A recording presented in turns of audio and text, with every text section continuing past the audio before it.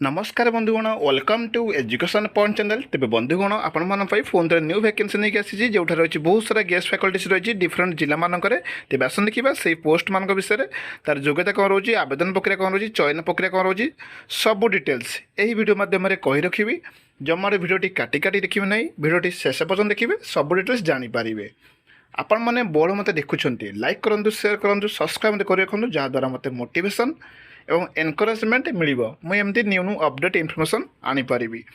प्रथम देखो रही वैकेंसी जोड़ा रही वाल्क इन इंटरव्यू रही आप देखिपे कंधमाल फुलबाणी कहीपर जोटा कि डिस्ट कंधमाल जिला तरफ अच्छी वैकेंसी कलिंग महाविद्यालय तरफ बहुत बड़ वैकेंसी अच्छी साइंस अच्छी आर्ट्स अच्छी कॉमर्स डिफरेंट डिफरेंट पोस्ट रही जोटा कि फिजिक्स केमिस्ट्री मैथमेटिक्स ओडिया रही one post in each subjects रही सहित आप देखिपे जोटा कि कंट्राक्चुअल पोस्ट रही 55% मार्क्स पीजी थी से समस्ते एलिजिबल हो पारे।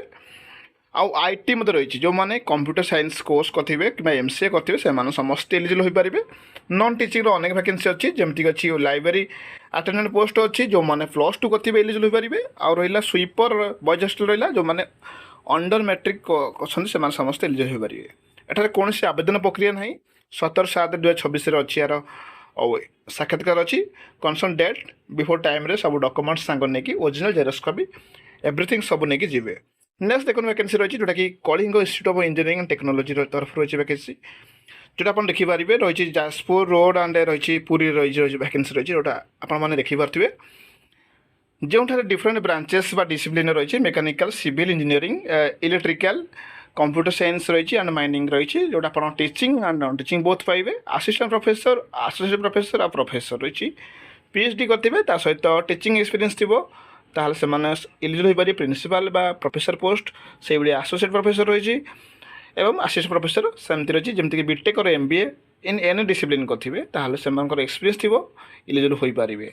और रहा लेक्चर पोस्ट देखो जो मैंने बीटेक और एमटेक करेंगे कि एमएससी करेंगे जमीक मेकानिकल इलेक्ट्रिकल सिविल माइनिंग सब करेंगे कंप्यूटर साइंस अच्छी फिजिक्स अच्छी मैथमेटिक्स अच्छी इंग्लिश अच्छी एगुड़ा कौन करेंगे ना पीजी करेंगे मास्टर डिग्री करेंगे ताहले से समस्ते एलिजिबल हो पारे आवेदन करेंगे। लैब असिस्टेंट देखो बीटेक और डिप्लोमा करेंगे 1 ईयर मिनिमम एक्सपीरियंस थी लाइब्रेरियन से bachelor in library science course करेंगे सहित आप देखिपे मार्केटिंग एक्जिक्यूटिव एमबीए करेंगे। हॉस्टल वार्डन देखो मेल एंड फीमेल अच्छी सिक्योरिटी गार्ड मत रही एनी ग्रेजुएट और सिक्योरिटी गार्ड अंडर ग्रेजुएट रही ठीक अच्छे। रिसेप्शनिस्ट देखो एनी ग्रेजुएट देखिपे good communication and computer skill थी से समस्त एलिजिबल हो पारे।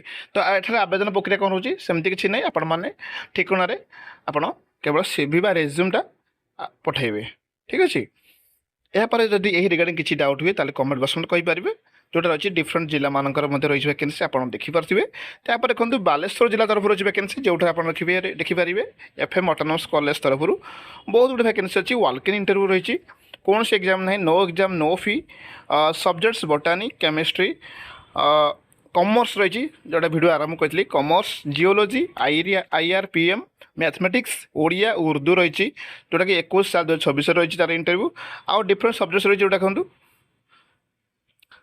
सॉरी से 20/7/2026 बर्तमान 21/7/2026 अच्छी देखो BBA computer science economics education political science Santali sociology and zoology रही 22/7/2026 देखो anthropology environmental science geography Hindi history philosophy psychology Sanskrit and statistics जो मैंने इंटरेस्टेड अच्छे से समस्ते 18/7 आगु ही आवेदन करेंगे जोटा कि ऑनलाइन ही आवेदन हम जार फुल डिटेल्स आप डेस्क्रिप्शन में पाइजापे से ठिकाना आप ऑनलाइन आवेदन करेंगे जल्दी आवेदन करेंगे कारण डिफरेंट सब्जेक्ट्स डिफरेंट डेट्रे तार इंटरव्यू रही जो साक्षात्कार आप भल परफॉर्मेंस हे ताले चयन हो पारे।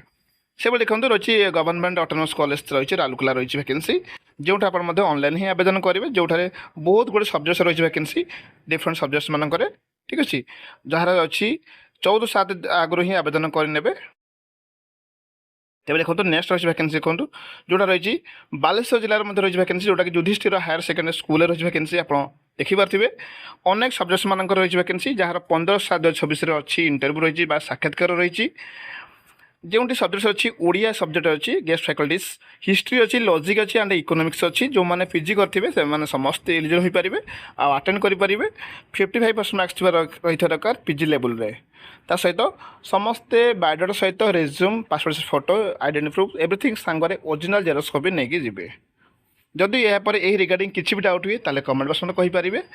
ସବୁର ଡିଟେଲ୍ସ ଆପଣ ଡେସ୍କ୍ରିପ୍ସନ୍ରେ ପାଇଯାଇପାରିବେ। ଭିଡ଼ିଓଟି ଭଲ ଲାଗିଲେ ଲାଇକ୍ କରିବେ, ସେୟାର କରିବେ, ସପୋର୍ଟ କରିବେ।